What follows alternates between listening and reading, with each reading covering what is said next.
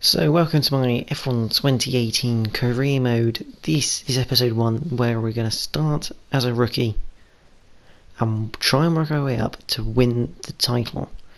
Now as you can see in the background, I'm just selecting on my helmet nationality. My car number is number 32 because Charles Leclerc's nicked the one I would usually use, which is number 16. So I've gone for a multiple of it. So we're going to be running the number 32 number. You see my helmet in the background. I've gone for like a orange with black and dark blue sort of thing. My nickname I eventually chose was Falcon. Don't ask me why, I just thought it sounded a bit nicer than everything else around, like the engineer and stuff. But no, I want something that's really, really quick. It's a Falcon. So team selection, we could have Ferrari, Mercedes, Aston Martin, Red Bull, Renault, Haas, McLaren, Force India, Toro Rosso, Sauber or Williams. Now I done a poll about it, and initially I was thinking of going Williams, going for a proper road from zero to hero type of experience, but instead the poll came back and said go for Sauber, and I thought, okay, they're in a similar sort of position. So our teammate is going to be Charles Leclerc because he's significantly better than Ericsson. It's fair to say. So we're going through all the settings now, and as you can see, difficulty's around 101. I thought that was quite a fair thing, being on a pad. I'm not actually using the wheel for this series, so that makes it a bit more interesting. Tyre strategy, I decided to go softer. I was debating whether to go balanced or softer, and I ended up going softer because I thought we're going to need more softer tyres for qualifying.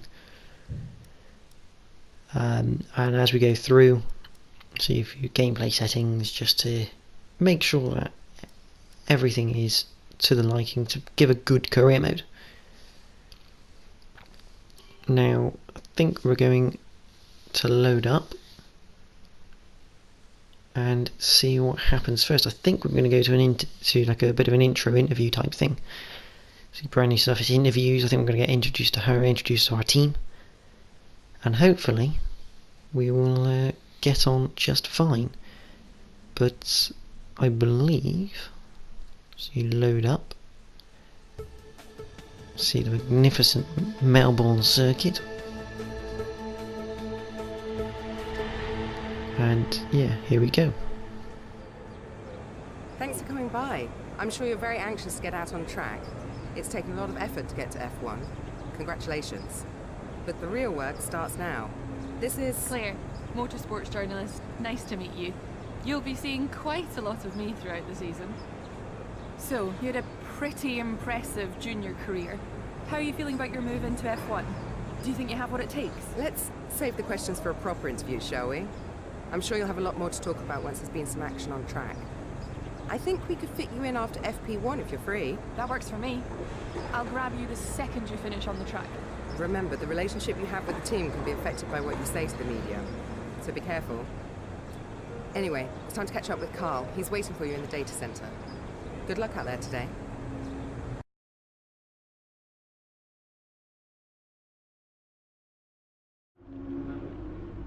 Welcome to the data center.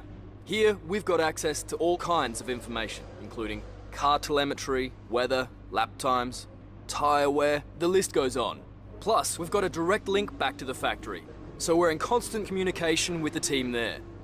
We need you to regularly feedback about areas of the car that are lacking and help us direct our resources in the most productive way.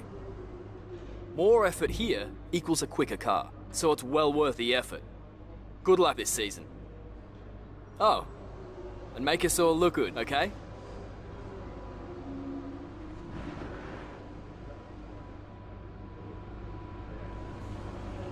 Welcome to your new team. Sauber is the kind of team that other privateers aspire to be. No matter the challenges they face, they rise to the occasion and make it out the other side. They need someone who can be consistent, resilient, and determined. And there's no doubt in my mind that you can give them those qualities. So there we go, we've met our agent Emma, the press woman, and also Carl, our behind the scenes type of guy. See our Charles Leclerc just sat in front of me, there's our boss. So what is going to be next then? So we look at the laptop. So obviously we can choose all of our sessions as our emails. Just quickly nip through those, make sure we haven't missed anything too important. From Carl about probably development or something. It's pretty basic stuff, really. The emails. It's pretty much your average what you're expecting. There's with our contract objectives. We want to be qualifying around 18th and finishing around there. So you'd like to think quite low targets. We've got for we're obviously the second driver to Shell, and there's our team target of, I think there's four practice programs, which could be interesting. There's a bit more information about the Australian Grand Prix. Not that we really need it, and the weather seems pretty dry for the weekend. Here you can see the personal details about your current contract. On one side are the objectives. This is obviously where we see who's. On the other is information regarding how you're perceived throughout the paddock. Where we are effectively, in my opinion, I'll say where we are rookie to veteran, sportsman or showmanship, which is quite interesting because that perk debates on everything. So there's our team rivalry. Earn respect from your team and around the paddock, which will help make it easier to negotiate favourable contracts. Your first rival is always your teammate, but you can choose who to declare as your second. The harder the rival from the eligible selection, the more respect you stand to gain or lose depending on the result. So a bit of explanation there. There's our stats. Obviously we haven't got any yet, we haven't even driven the car. So going into the research and development, this is quite big. I mean, the tree is now different for each team. And as you can see on there, we've got 2 majors at the moment. We can do. This is the chassis department. Obviously, we're not the best, second to last, 2 Williams. There's our durability section, and that's going to become very key during the season. The power unit I'm not so worried about because we have got that Ferrari power. See, they're in the mid pack for our power unit of that Ferrari engine. And then after that, we will go to the aerodynamics department. Now this is where we got the most to gain. We are rock bottom, we're below Williams, which is kind of embarrassing really. But immediately 2 major upgrades. Unfortunately, if we do purchase them, we will have to wait to Azerbaijan for them. But it could be very much worth the wait. So we'll see what happens really on that one. Also, you got your multipliers of how likely it is to be successful, and also the cost of things, which we could do at some stage, but gives us some food for thought after the almost for after the race, once we got all of our points tallied up, and hopefully we can start making this car towards the front of the pack. So that's pretty much everything. That's our development tree against other teams. And we also have our vehicle management, which is going to be highly stressful during the season if we don't up our reliability. I mean, 2 things for the whole season is not ideal. So definitely something to be aware of. That is for sure. I think it's like one of the generator units, the kinetic MGUK is limited to 2. We have obviously our practice gearbox and our event gearbox, and each of those has to last, I think it's 6 races before we can swap it out, 6 or 7 races now. So that's going to be something key to try and manage almost, so we don't get too many penalties for the season. And that just confirms our tyre choice for the weekend of slightly softer. So that's the whole overview of everything, but gonna go into practice, and yeah, it was difficult. I mean, this was the lap of the track acclimatization, and as you can see, we've already got a bit of traffic in front of us. which is not ideal. But we come down towards the third turn, we're hitting it absolutely perfectly. That is our teammate in front of us, Leclerc. So we want him to get out of the way, really. It's causing us to we actually clip him.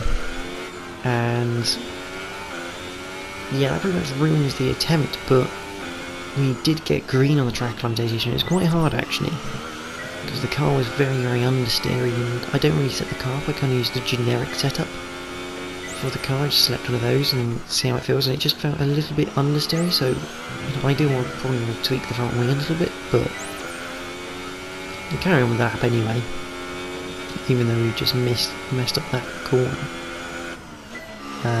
We do this chicane, and this is a really tough chicane issue because obviously the way the car handles on the curbs is significantly different to 2016. I mean, 2016 you could, 2017. On 17 you could really attack the curbs, and this game you can't so much, which is a bit of a shame, because I feel that it really does lose you a lot of time compared to your rivals. But we enter into the final corner, as we've already got green on this lap. Pull it in, pull the DRS,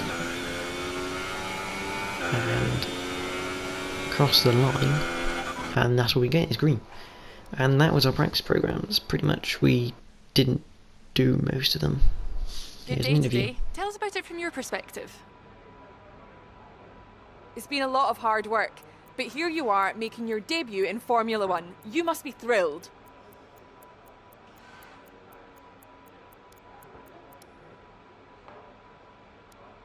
So how are you finding things at the team? Are you settling in?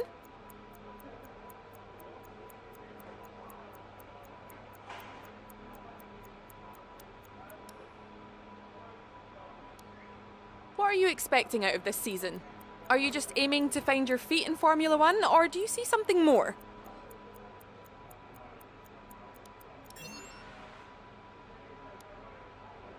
Appreciate your time.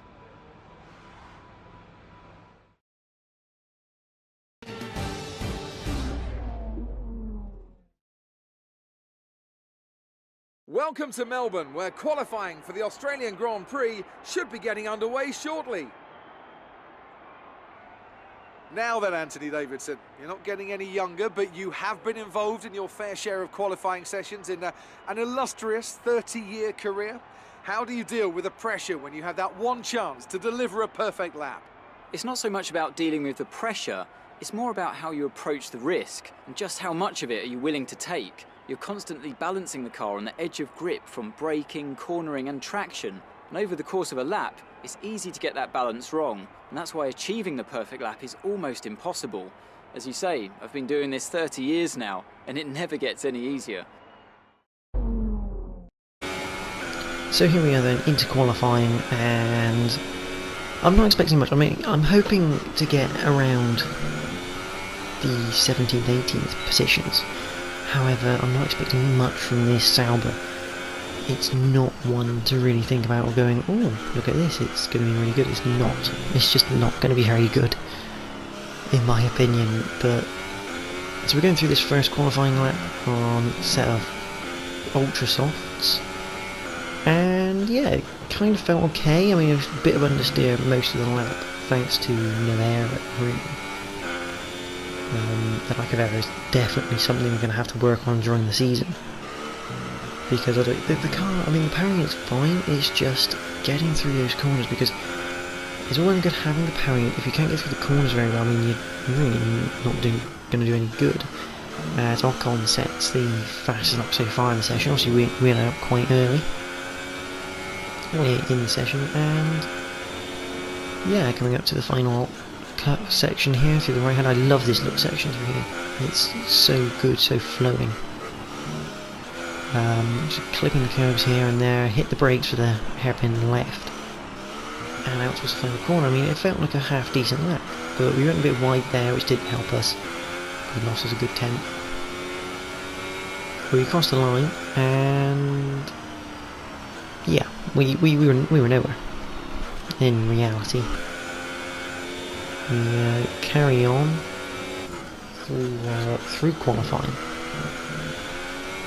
And it just proceeded not to really get any better, to be fair. I mean, coming on this second qualifying lap. We already down to 20th position. And we come up to this fast right hand. It is flat. And I just didn't quite get the right line, went straight into the wall. And that was it, that was the run over. I mean, lost the front wing. It couldn't go any worse than that. And then we move on to a third flying lap in this session. Get it going again. I mean, it all felt pretty damn good.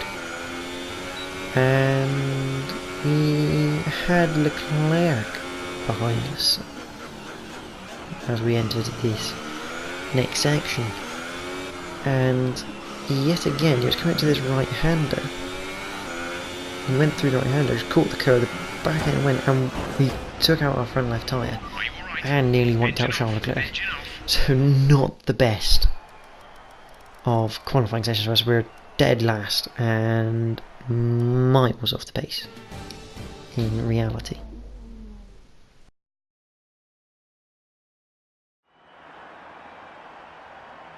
New drivers, new cars and a new Formula One season. But it's the same Albert Park that we've come to know and love for more than 2 decades now that hosts the first round of a 21 race championship, taking us from here in Melbourne, Australia, across the globe before we eventually reach the season finale at Yas Marina Circuit in Abu Dhabi.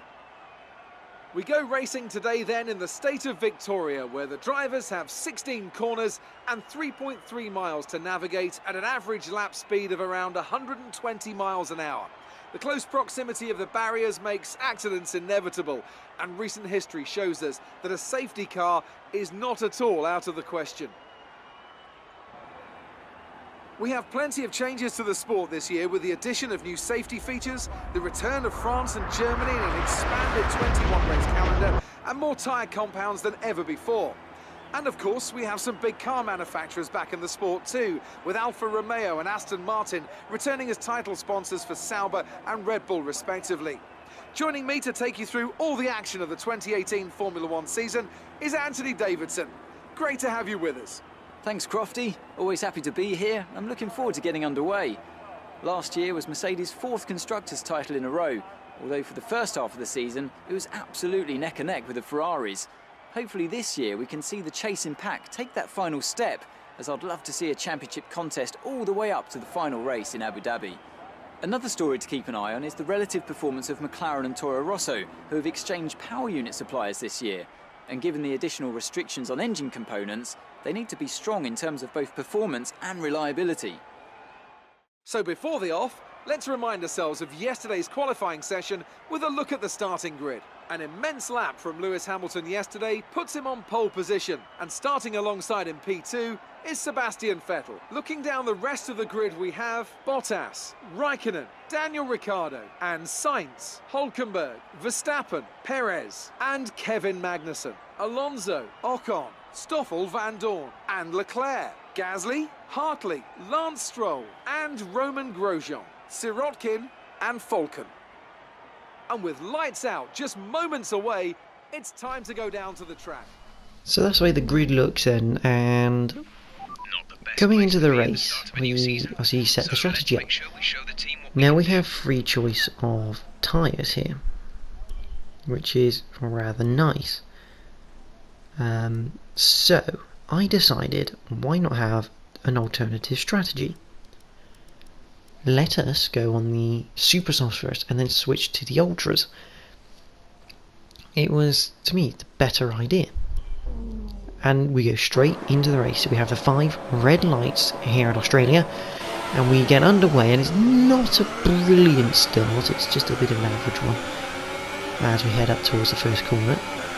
Only 25% laps as we dive down the inside of everybody there, and we get up into P16, so we've overtaken 4 cars after just 1 corner. We dive down even further, we take another 3.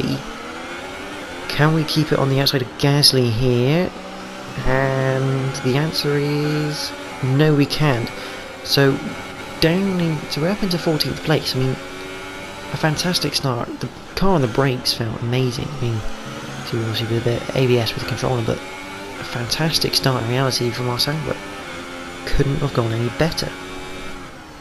So now we're just heading off with Van Dorn now in behind us.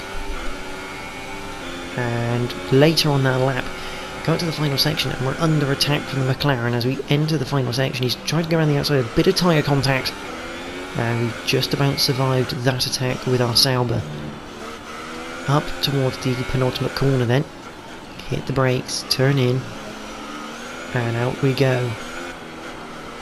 Down the main straight, so we end the first lap here in that 14th place, which is absolutely fantastic.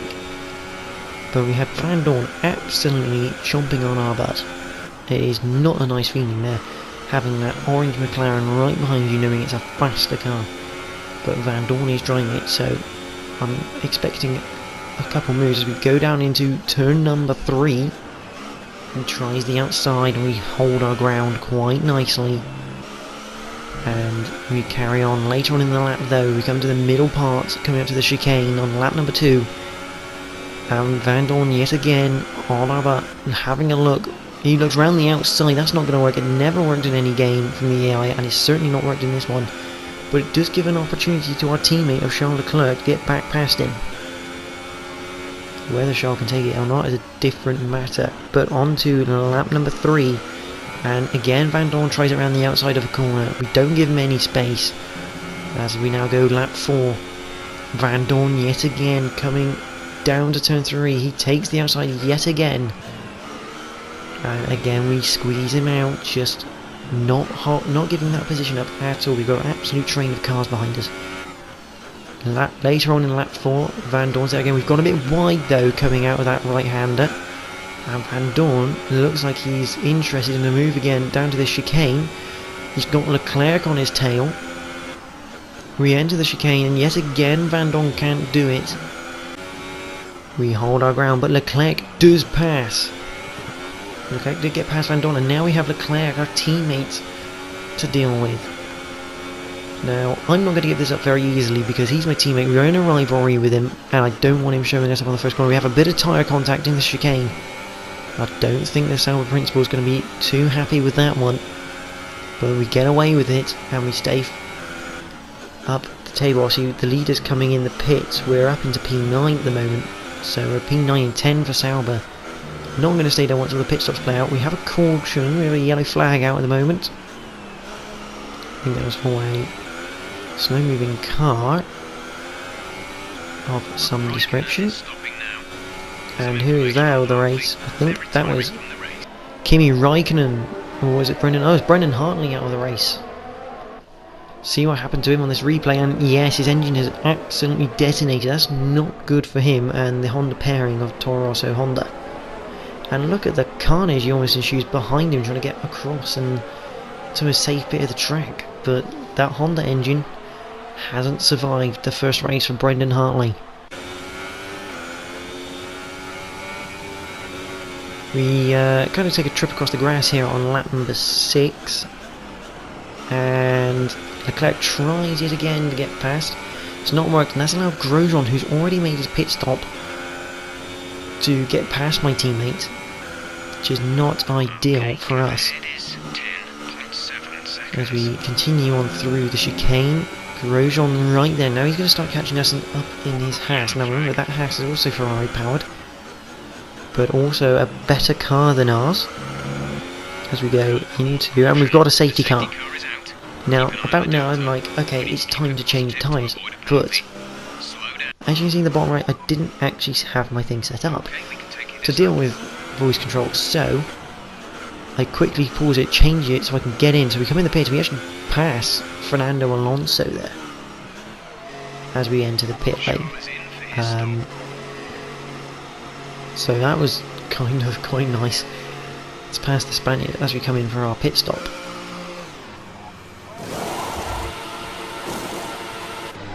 We make our pit stop, it's all good, and we're back out on the circuit. Now Leclerc also pits this lap as well, which is quite nice, managed to double stack in time. So we go for the safety car period, and into the restart then.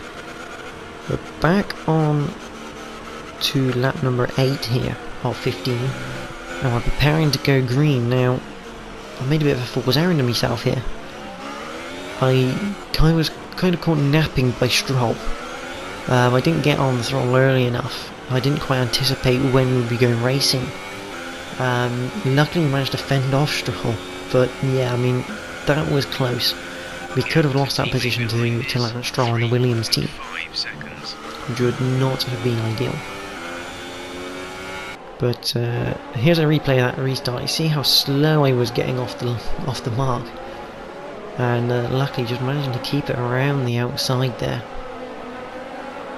which was quite nice to have. And you see one of the McLarens in the background looking to overtake Stroll, but Stroll is still behind us.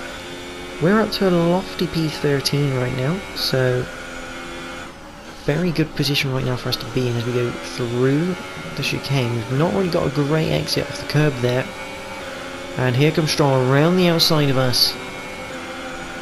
We're going to brake really late now. Again, a bit of tyre touch, and we're through on Lance Stroll. We're back ahead of him. We carry on though. This lap number 11, we've completely outbraked ourselves, and we've gone straight into the side of Esteban Ocon, and no wonder we've got a warning for that move. Yeah, just completely lost my braking point through there, outbraked myself, and ended up going into the back of Ocon. So Ocon then gets back past. We have a bit more contact on the front right, but all is okay as we continue on. As we do actually have a little look at Ocon into the next corner, knowing we can brake a bit later, but decide against it. Especially with Stroll right behind us now, looking to get back past us. We're going to be very slow though. That front and left wing damage will not help us through this right hand. You can see the understeer we have on the grass, and here comes Lance Stroll past us, and Grosjean for good measure. We're down to P14, and we've completely lost the front left bar of the wing.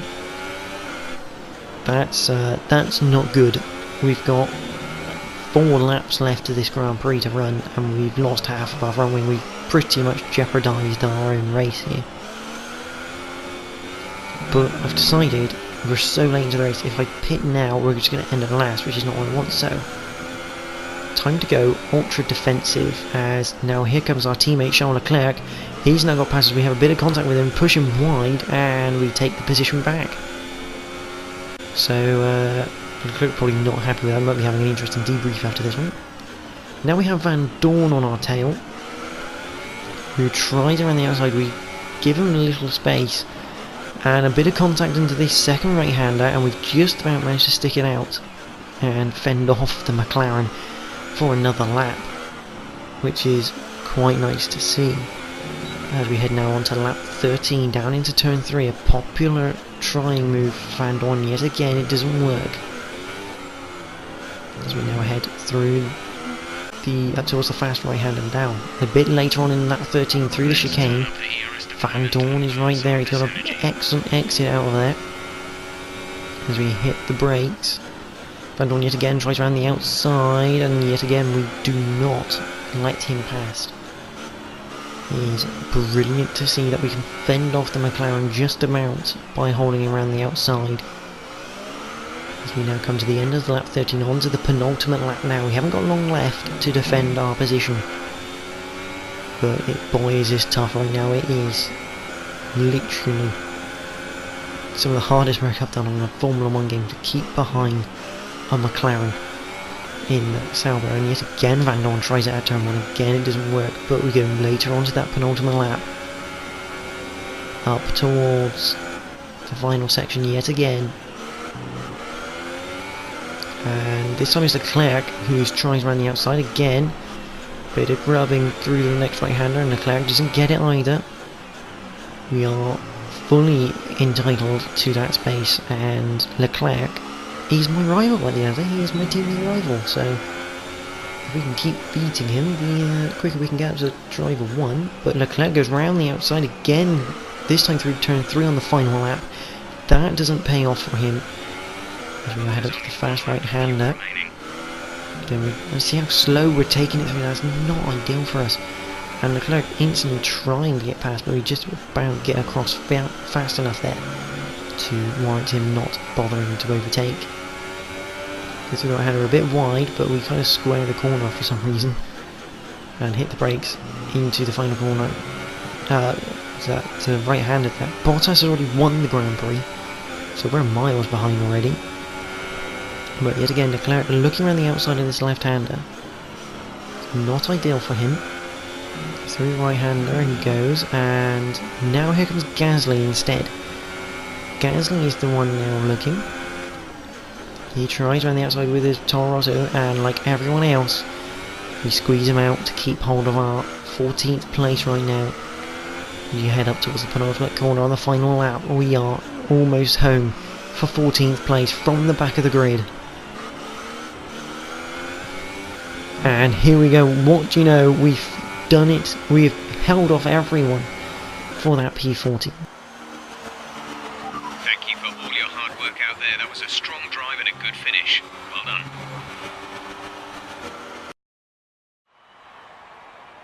Brilliant stuff from Mercedes today. That's another historic win.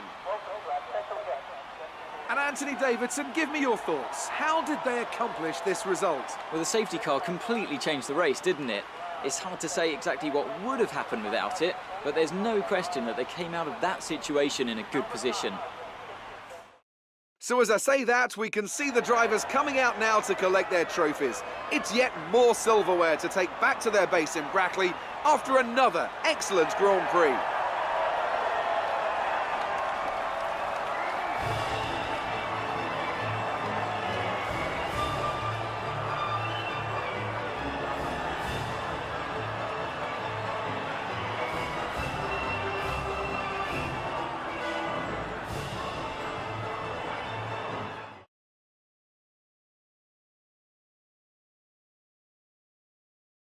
So then, it's time to see how this result affects the Drivers' Championship.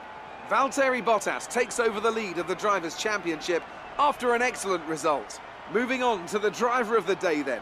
Anthony Davidson, who would you go for? I have to give it to Falcon. That was a commanding performance today. Very impressive indeed. On to the constructors then. Mercedes move to the top of the table. There'll be plenty more twists and turns to come this season. I hope you can join us at the next race to see just who will come out on top. So there we go, we're driver of the day for moving up from the back of the grid to 14th. There we are. And Daniel Rick second with Hamilton third. So good show from Red Bull there. Apart from Max Verstappen down in 9th place. So a good result for us. We got 14th and 16th there with Leclerc. We've beaten him in the race, which is always good news to see. And it's an interesting one. Obviously Hartley retired, Alonso was a lap down. Just didn't go a bit lucky there. Here comes the rivalry now. We were behind after qualifying. However, we're now one up on our rival, which is fantastic news, because the quicker we can beat him, the better chance we have of a first driver position and some bonuses for these resource points. So we continue on through. You'll see our team reputation goes up with Sauber and McLaren after we beat Van Dorn and hold him off. Yeah, this is a good showing almost at the moment. After that, Australian Grand Prix. We're more of a sportsman at the moment, and obviously still just starting our career. So we now head into invitations to new historic events. You'll be able to choose whether or not to obviously we've got participate before the a end of this event weekend. to do next, which I probably won't show in the career mode. But go through the emails, just general bits and bobs really. See, the qualifying was made up for by the race, which is quite nice to see.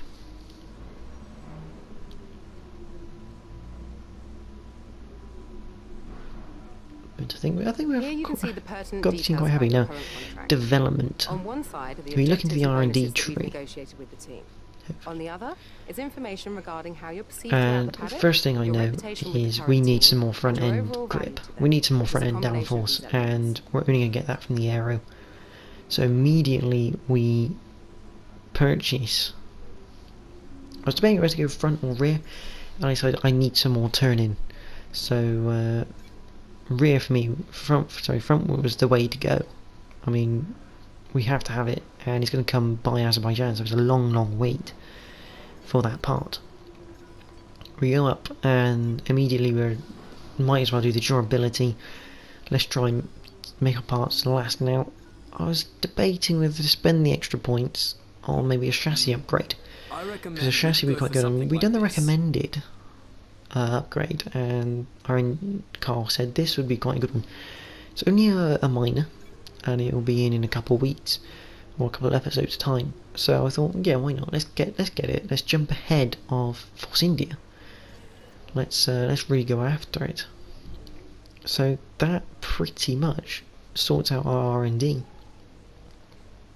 and we should leapfrog Toro Rosso there, and potentially could get past Force India. But for this episode, thank you for watching, and do tune in for episode 2, which will be very exciting at the Bahrain Grand Prix.